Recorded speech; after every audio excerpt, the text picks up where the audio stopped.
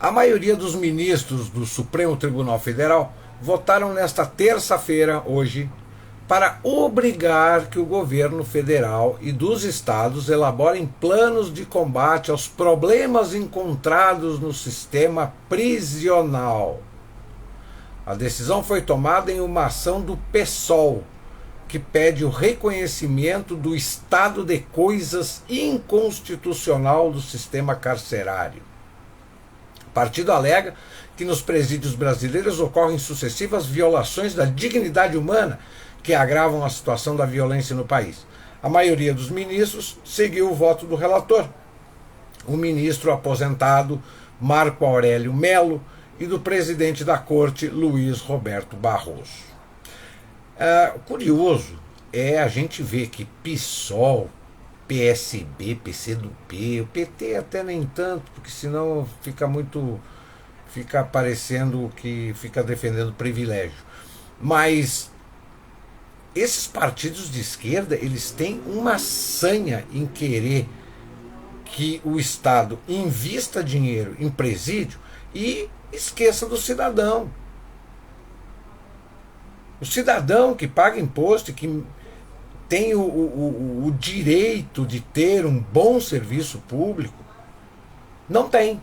Mas os criminosos, aqueles que estão encarcerados pelos seus crimes, pelos erros que cometeram, esses aí têm que viver num palácio, né? Aliás, os presídios há muito tempo são de propriedade e de administração das facções criminosas.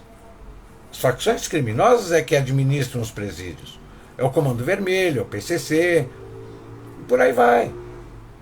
Só que para esses partidos de esquerda, que são da ala mais radical da esquerda, o problema é que o Estado abandona os criminosos em presídios medievais, em calabouços medievais, né? Deixando os coitadinhos lá em situação subhumana. Infelizmente. Hoje a gente viu em todos os noticiários a greve do transporte ferroviário e do metrô de São Paulo, onde a própria justiça disse que era uma greve ilegal e política. E política, porque fazer uma greve pedindo melhores condições de trabalho, pedindo aumento, pedindo alguma coisa viável, mas os caras me pararam uma cidade inteira por causa que o governador está pensando em debater a privatização de algumas linhas ferroviárias e do metrô de São Paulo. Não existe nem projeto.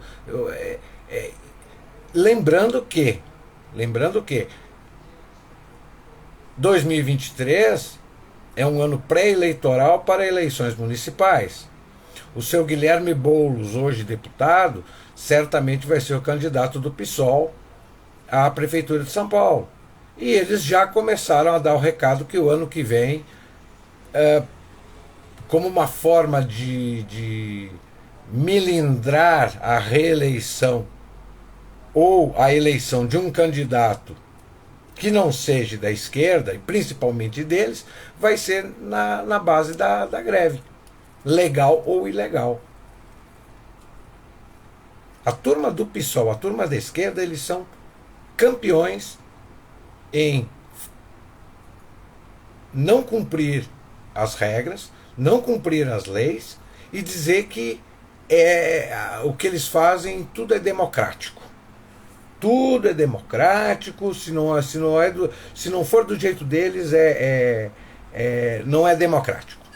Mas isso aí, certamente, essa greve foi uma greve política, armada pelo PSOL do seu Guilherme Boulos, já para começar a melindrar os candidatos que vão ser aliados do governo de São Paulo, aliados do Tarcísio de Freitas, que foi ministro do Bolsonaro. Então tudo que está ligado é uma coisa ligando a outra.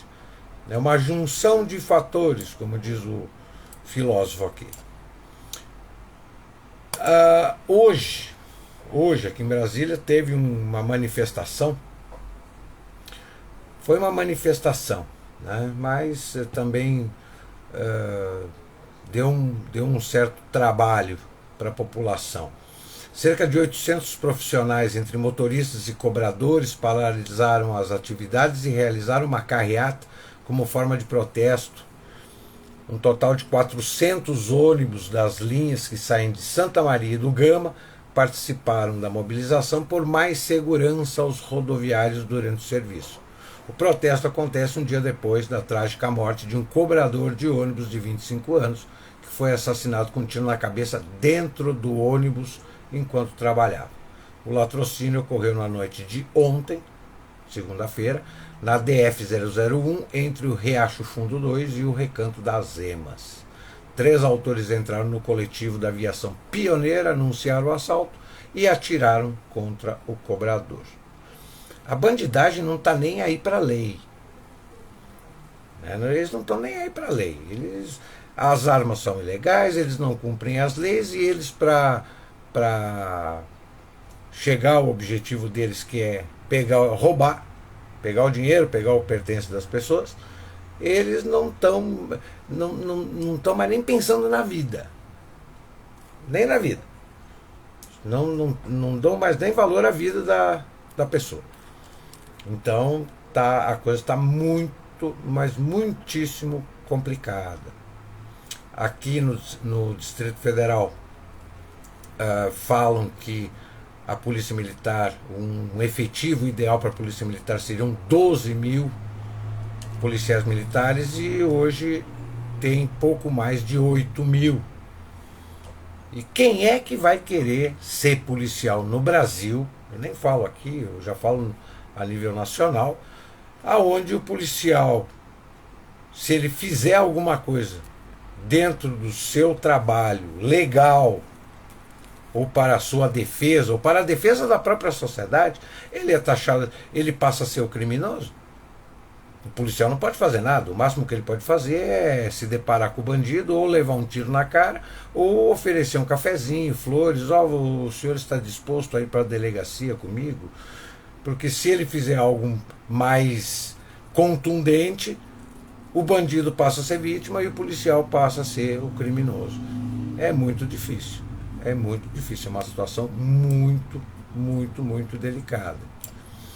Uma outra notícia que eu vi hoje, me chamou bastante atenção, foi que a comunidade agropecuária em todo o Brasil foi abalada com a notícia da suspensão das autorizações para a caça do javali no mês de agosto. Agora apenas as autorizações emitidas antes de julho permanecem válidas até o vencimento, o que gerou preocupações entre os produtores do estado de Santa Catarina, devido a sérios danos causados por esses animais de produção agropecuária. O javali é considerado uma praga devido aos numerosos problemas que eles causam. Desde 2013, o IBAMA classifica o javali como uma espécie invasora e perigosa, devido a ataques a animais silvestres, domésticos e até mesmo a pessoas.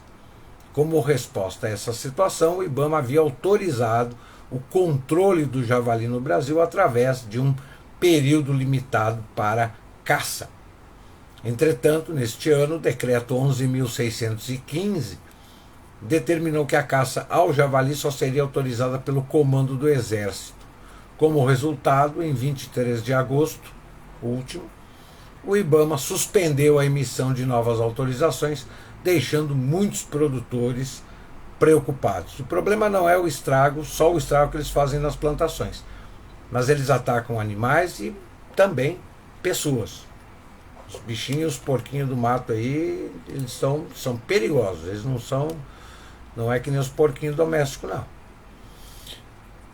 Uma outra notícia de hoje foi que houve também servidores públicos federais realizaram um ato hoje em frente ao Ministério da Gestão e Inovação em Serviços Públicos, Ministério da Gestão e Inovação de Serviços Públicos. Eu não sei, eu fico imaginando que ministério esses políticos ainda vão inventar. A categoria defende reajuste salarial maior em 2024 e a derrubada da PEC 32/2020, que estabelece a reforma administrativa. Diversas carreiras participam do Dia Nacional de Mobilização, realizado hoje com protestos, operações padrão e reivindicação de pautas. Primeiro, pedir aumento salarial maior é querer privilégio. Se o governo vai dar um reajuste menor, é porque é o que dá para dar. Não é porque eles são servidores federais, né, ou ligados a algum partido político, que eles têm que ter privilégio. E quanto à reforma administrativa, é óbvio que todo servidor público que é ligado à esquerda, principalmente, e os não ligados à esquerda, eles são contra a reforma administrativa no governo federal, porque aí as mamatinhas, as mamatas, as tetas e tudo aquilo que os coloca como trabalhador de primeira classe, né?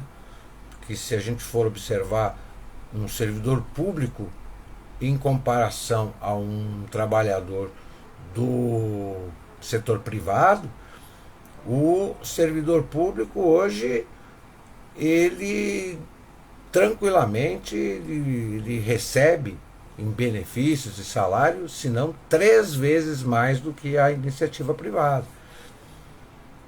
Então,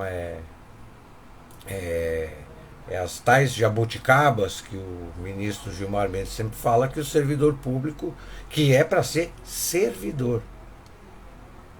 Quer dizer, o serviço público federal, ele serve pouco e consome muito do contribuinte.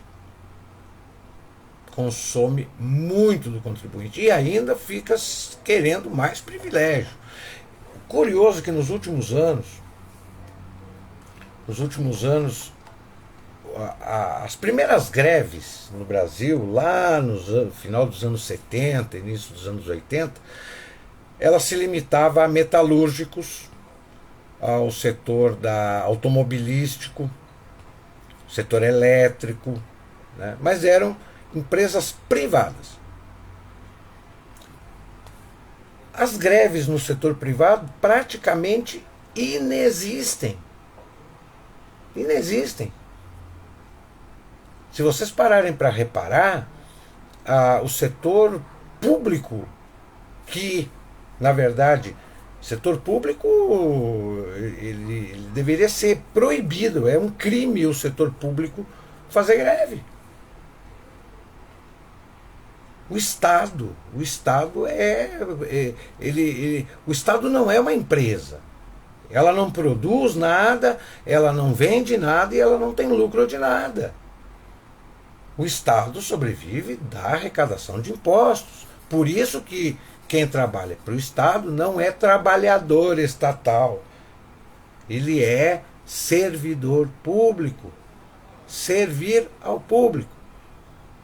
E hoje a estrutura sindical e a estrutura de greve, que deveria se limitar ao setor privado, está todo ele ligado ao setor público. Ou seja, aqui no Brasil a esquerda ela governa e ela faz oposição a ela mesma, através dos sindicatos. E quem é que paga a conta? E quem é que sai no prejuízo? O contribuinte.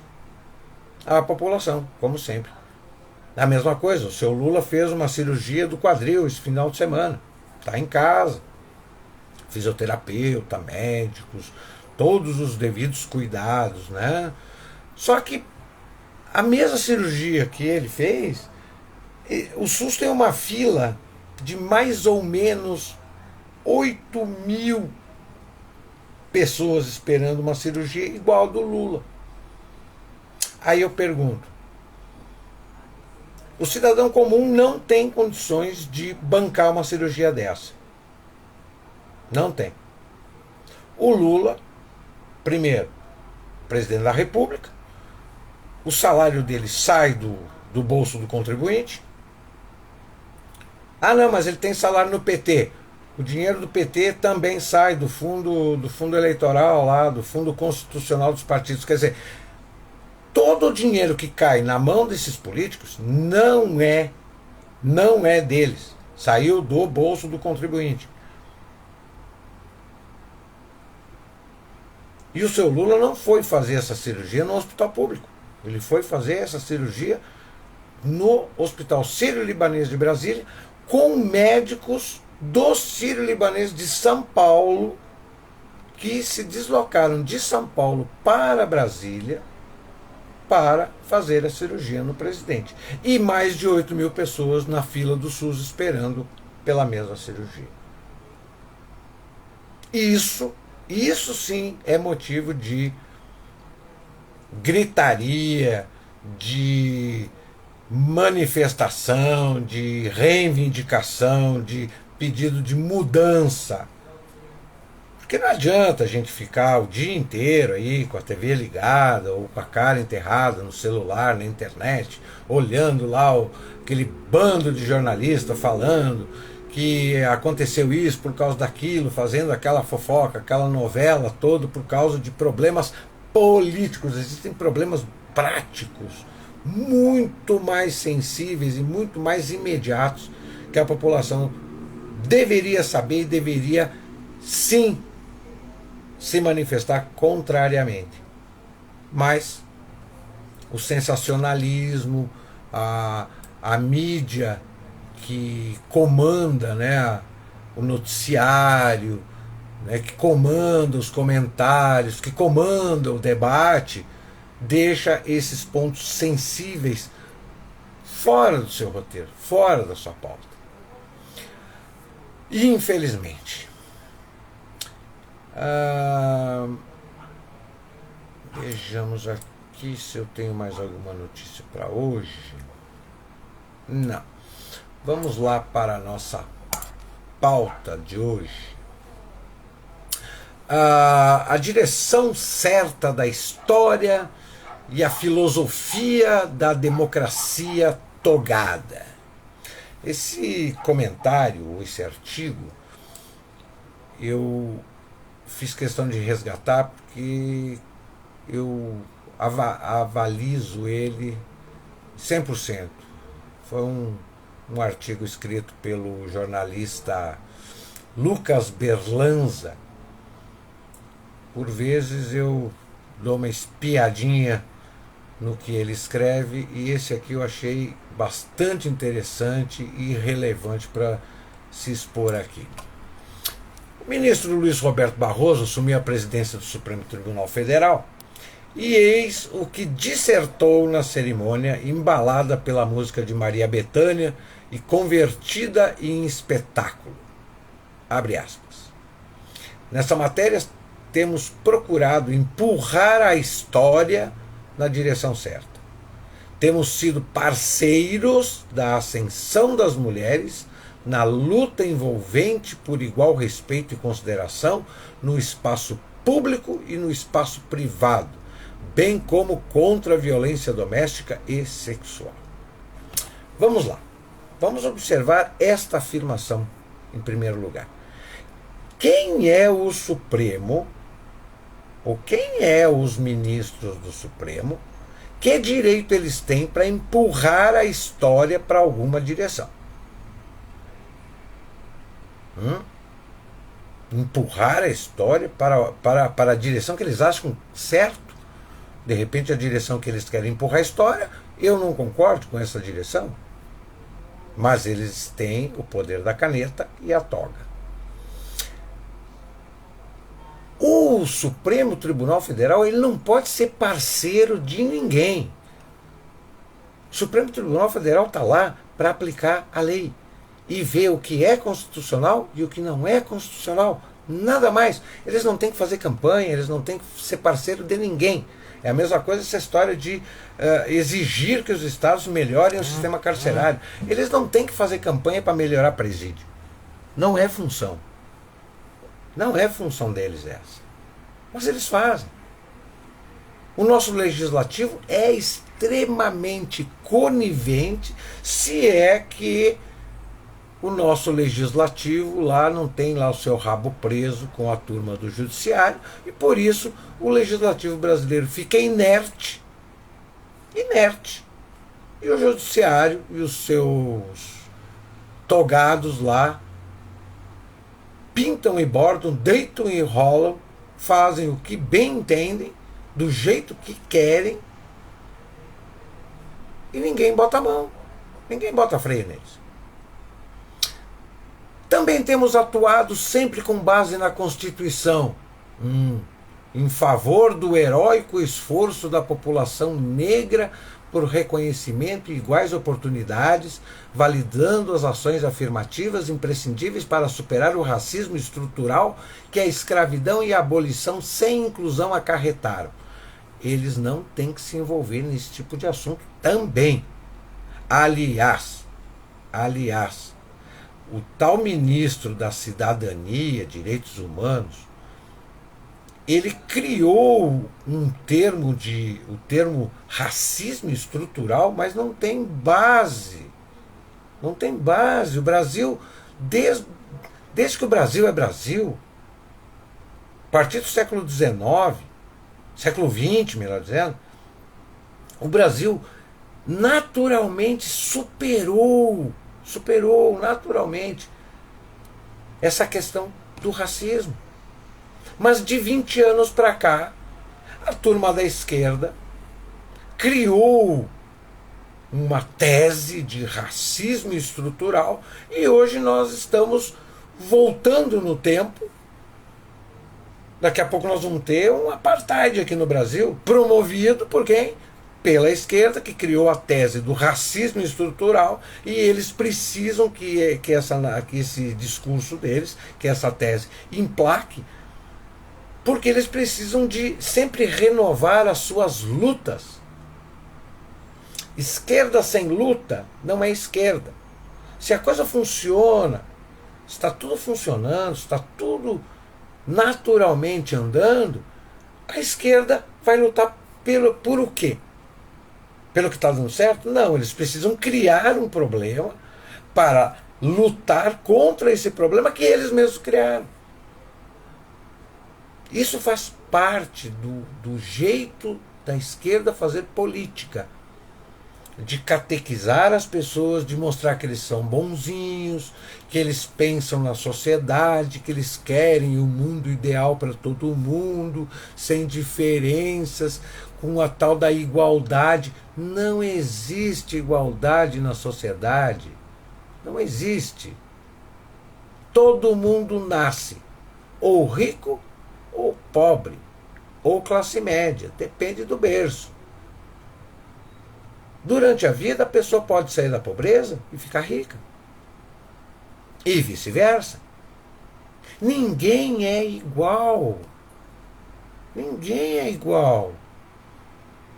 Nós somos diferentes desde o dia que a gente nasce. Mas na cabeça deles, todo mundo tem que ser igual.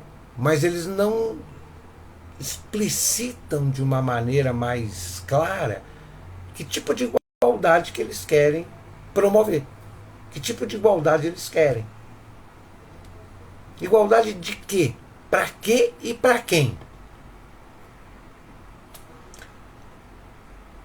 Do mesmo modo, a comunidade LGBTQIA+, obteve nesse tribunal o reconhecimento de importantes direitos, com destaque para a equiparação das uniões homoafetivas às uniões estáveis convencionais, tendo por desdobramento a possibilidade do casamento civil. Em primeiro lugar,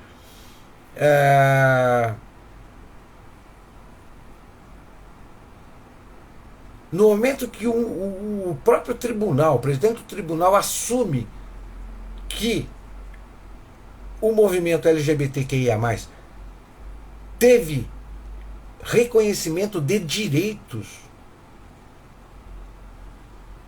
Mas quem é que fez quem é que criou as leis favorecendo o movimento? O Supremo ele não tem que reconhecer nada. A lei tem que chegar lá, eles têm que ver se é constitucional ou não é constitucional. Eles não têm que reconhecer, eles não têm que dar direito, eles não têm que privilegiar grupo. Nós estamos num processo avançado de divisão social apoiado pelo próprio judiciário. Em vez de nós termos uma sociedade unida, a gente vem tendo a sociedade fragmentada dia a dia. Nós temos os brancos, os negros, os LGBT, as mulheres, os deficientes, os autistas, os cadeirantes. É uma fragmentação onde todo mundo busca direitos. Eles fragmentam a sociedade e aí cada grupo corre para o judiciário para buscar os seus direitos. Eu quero direitos, mas curioso é que só se fala de direito, dever nenhum, né? E sempre alguém tem que pagar a conta.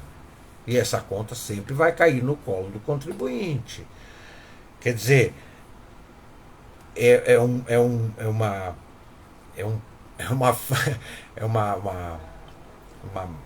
prática draconiana. Se a gente for parar para analisar como funciona a máquina política da esquerda e a máquina estatal em prol das agendas da esquerda, a gente passaria aqui tranquilamente uma semana dissecando ponto a ponto e analisando, investigando todos os meandros desta máquina. Uma coisa é certa, que o Supremo não tem nada que privilegiar grupo, que eles não têm que fazer campanha para grupo nenhum e que eles não têm que se envolver em assuntos da sociedade. Os assuntos do Supremo são assuntos jurídicos e não sociais. Não sociais. Só que não é bem isso que acontece. É a mesma coisa o Tribunal Superior do Trabalho. Qual é a função do Tribunal Superior do Trabalho? É aplicar a lei, as leis trabalhistas e mediar a relação de emprego. Empresário, trabalhador, trabalhador, empresário. Só que não é bem isso que a gente vê no Tribunal Superior do Trabalho há muito tempo. Eu, particularmente, isso já faz o quê? Uns mais de 5 anos atrás, um dos presidentes do tribunal foi para a frente da TV, em rede nacional, dizer que a função do Tribunal Superior do Trabalho era redistribuir renda. Ou seja, tirar dinheiro do empresário, que eles acham que são ricos, que são exploradores, que são ladrões da classe trabalhadora, e sair distribuindo dinheiro. Ou seja, todo processo que chega lá, o empresário nunca tem razão. Só o trabalhador, mesmo o trabalhador estando errado, ele vai levar alguma coisa. Ele vai levar. A empresa nunca leva nada, mas o trabalhador, certo ou errado, sempre vai levar. Quer dizer, deturparam a função de um tribunal em prol de uma agenda de esquerda, tá? Que é sempre favorecer a classe oprimida na cabeça deles, né? Barroso garante que as pautas que elenca não são progressistas ou conservadoras. Não, elas são puramente progressistas. Mas pautas humanitárias mínimas com que todos teriam de concordar. A retórica que essa turma que, de alguma forma, uns mais, outros menos, praticam o pensamento politicamente correto, implementado pela esquerda ao longo de décadas, a retórica deles é muito boa.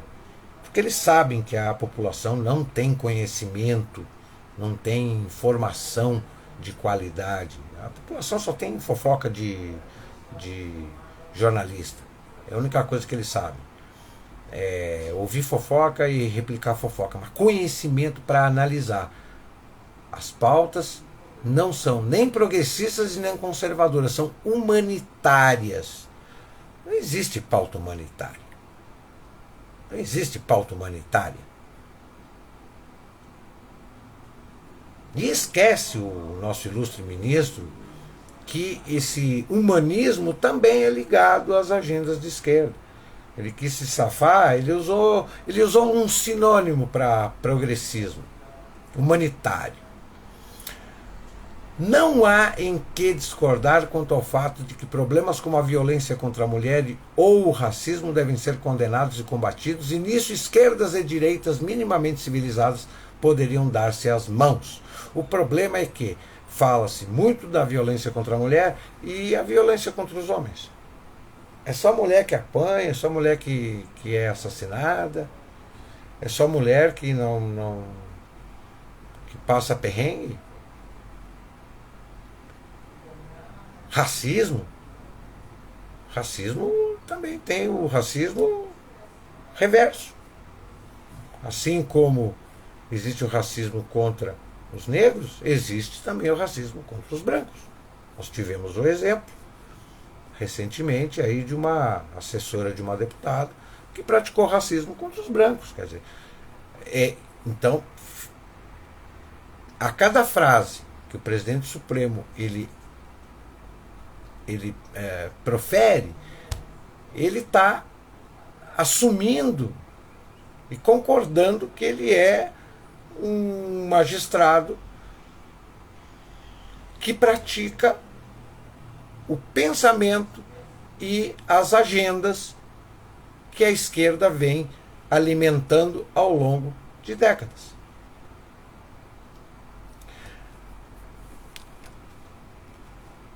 O Supremo Tribunal Federal foi um dia um tribunal democrático e constitucional enquanto ele cumpria com a sua função. No momento em que a gente vê ministros praticando ativismo judicial, trazendo práticas de tribunais estrangeiros para dentro da corte brasileira, que a gente vê magistrados criando leis, interpretando leis não pautado no que está na lei, mas conforme ao seu humor ou a sua ideologia. Esse judiciário ele perdeu totalmente a sua função e a sua moral. A questão da desmoralização do judiciário, ela não é só uma questão puramente partidária, né? Ela vem através de uma agenda.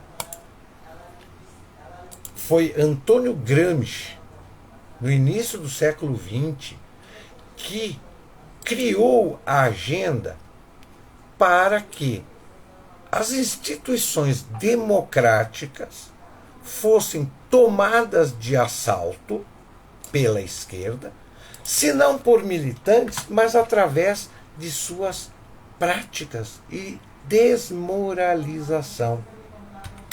Então, fica muito difícil a gente ter crédito, acreditar.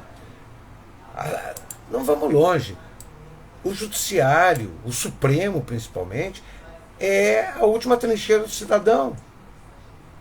E aí, a gente vendo esse judiciário ideologizado, esse judiciário praticante da mentalidade das agendas da esquerda, como é que a gente vai poder confiar?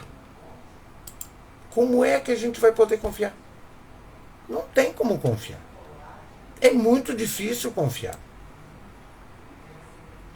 E aí vem aquela pergunta: o cidadão vai recorrer para quem? Ele vai correr para onde?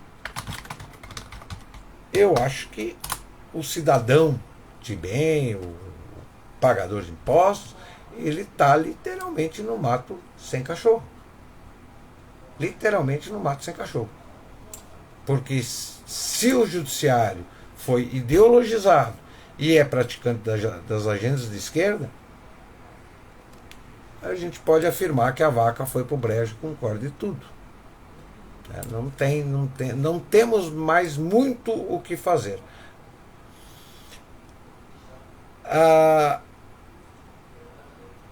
Perceba-se, sem ter sido execrado ou pressionado judicialmente por uma declaração claramente atentatória aos princípios democráticos, em uma grande emissora que, pela lógica dos que se pretendem defensores desses princípios, merecia mais severa condenação.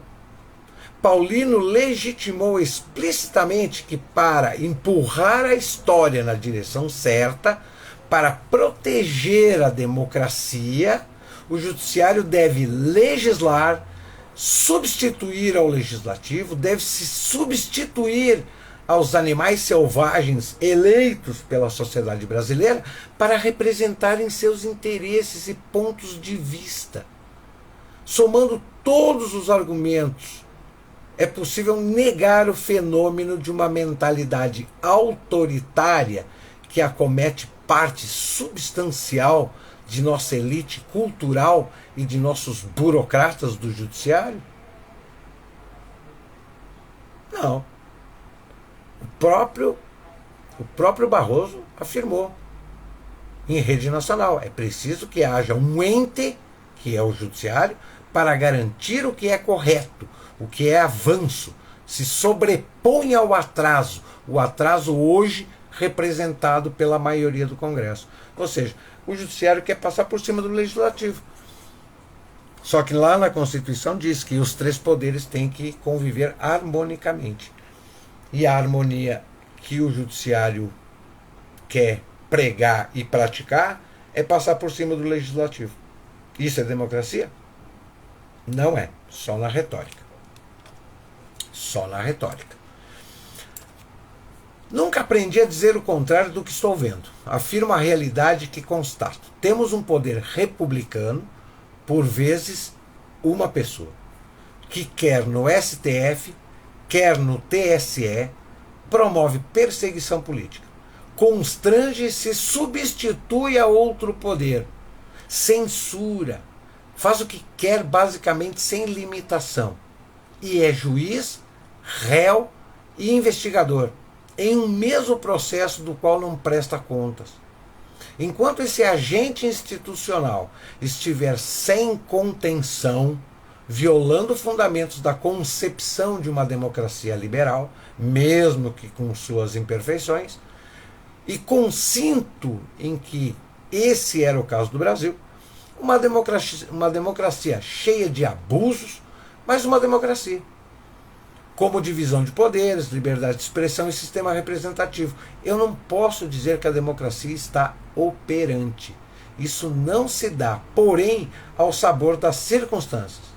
Existem, como em todos os períodos autoritários da história, ideias força, constitutivas de uma visão de mundo por trás disso.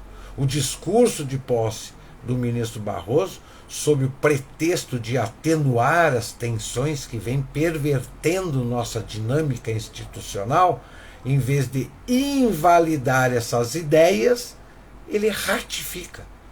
A primeira coisa a fazer é ter coragem de dizer abertamente a essas pessoas que nem o povo e nem a Constituição cederam a elas o direito de dizer para onde a história deve caminhar. Que a sociedade civil e os parlamentares, que ora reagem, antes tarde do que nunca, perseverem nesse propósito.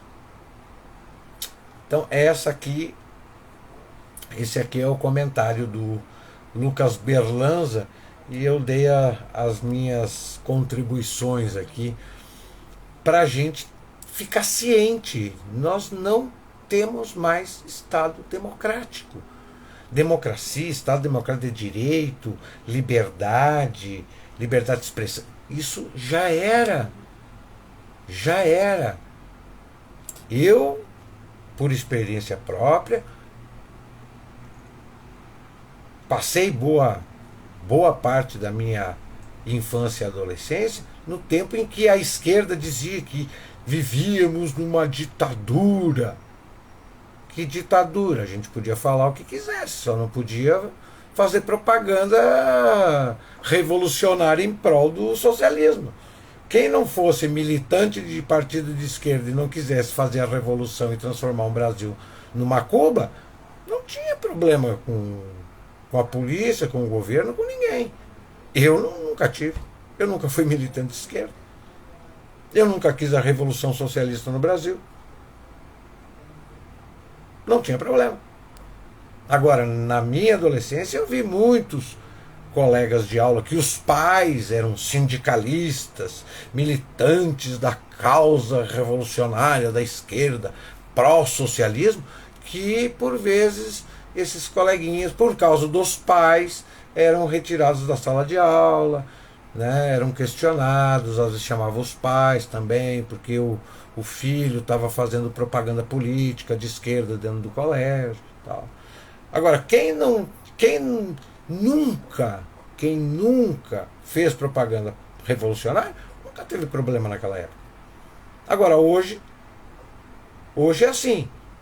Se for praticar o que o governo pensa, o ponto de vista que o Supremo avaliza, e que for para somar com as causas e agendas da esquerda, beleza, pode fazer o que quiser. Tá aí, ó, as greves estão estourando, as invasões em fazenda estão estourando, todo mundo fazendo manifestação, eu quero direito, eu quero direito, eu quero direito. Tudo é democracia. Agora, coloca em dúvida científica alguma coisa que o governo ou a esquerda defende. Mesmo tendo prova científica, documental, é crime. É crime. Vou dar mais um exemplo. Hoje, principalmente pessoas da classe política, quem duvidar das urnas eletrônicas hoje é crime. Ninguém mais pode nem levantar suspeita de que a urna eletrônica é fraudável. Mas existem N provas científicas, documentais, de que a urna eletrônica ela não é confiável. Mas quem discordar do TSE ou dos togados, né, porque o TSE e o Supremo praticamente são os mesmos ministros que estão nas duas cortes, é crime. Não pode. Só que há 20 anos atrás, ministros, por exemplo, o Carlos Lupe, que foi ministro da Dilma, ele foi em rede nacional, em horário de propaganda política partidária, e colocou em dúvida a urna eletrônica. O nosso atual ministro da Justiça, o Flávio Dino, já foi em rede nacional, há 20 anos atrás, afirmar que a urna eletrônica ela precisa ser melhorada, precisa ter o comprovante, o voto impresso, para em caso de dúvidas da contagem eletrônica, se possa fazer uma recontagem com aquele comprovante impresso que a urna vai dar. Quer dizer, o Flávio Dino hoje diz que quem duvidar da urna eletrônica é criminoso. Mas ele já duvidou. Ele já pediu aprimoramento. O Lupe, a mesma coisa. Só que se falar para eles hoje, eles vão dizer, não, eu sempre confiei, eu nunca duvidei da urna eletrônica. Interessante. Interessante. Quer dizer, conforme a conveniência, eles acreditam ou desacreditam. Quando eles não estão no poder, eles desacreditam. Quando eles estão no poder, a urna eletrônica é inquestionável. Né? E quem inventar de levantar uma lebre contra o sistema eleitoral brasileiro é criminoso. Vai pra cadeia. Nós já estamos a passos lentos e graduais, repetindo o comportamento, os fatos e as mesmas agendas praticadas na Venezuela, na Argentina, e o povo que ainda tem um pouquinho de neurônio aqui guardado, ao invés de tentar propagar informação que faça com que as pessoas mudem as suas atitudes, não. Elas se mantêm hipnotizadas, alienadas, em cima de determinado grupo de jornalistas que todo dia vem com uma novela nova, um sensacionalismo novo, um chavão novo, para que a população alienada, né, perca lá, sabe-se lá quantas horas por dia, replicando, compartilhando e alimentando as novelas palacianas que a mídia oficial e alternativa, porque hoje tem muito jornalista sensacionalista na internet também, criam todo santo dia. É bonito ouvir uma pessoa analisar, explicar, falar, mas será que as pessoas não pensam que elas não podem passar a vida inteira esperando que alguém diga para elas o que é certo e o que é errado? As pessoas precisam ter o seu autoconhecimento. Que ela procurou aquele conhecimento para que ela tenha o seu ponto de vista e não seja um mero papagaio de pirata. É difícil. É difícil, mas não é impossível. 20 horas 48 minutos. Estamos aqui com 21 graus de temperatura. Deixa eu ver se tem mais, se eu deixei alguma coisa para trás aqui para hoje. Deixa eu ver aqui, onde é que eu guardei? Onde é que eu guardei aqui?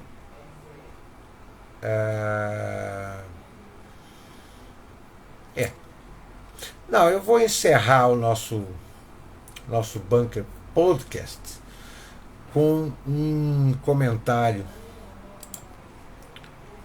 que eu mesmo adaptei aqui e que cabe para as pessoas ouvirem e refletirem, que é o seguinte: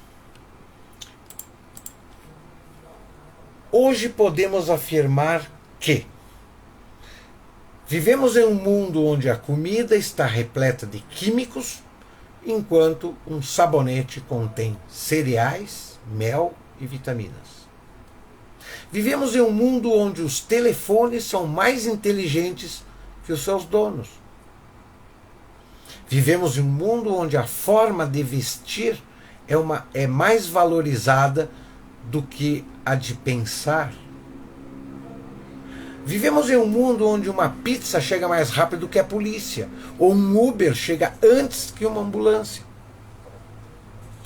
Vivemos em um mundo onde não se tenta resolver os problemas, mas sim viver com eles.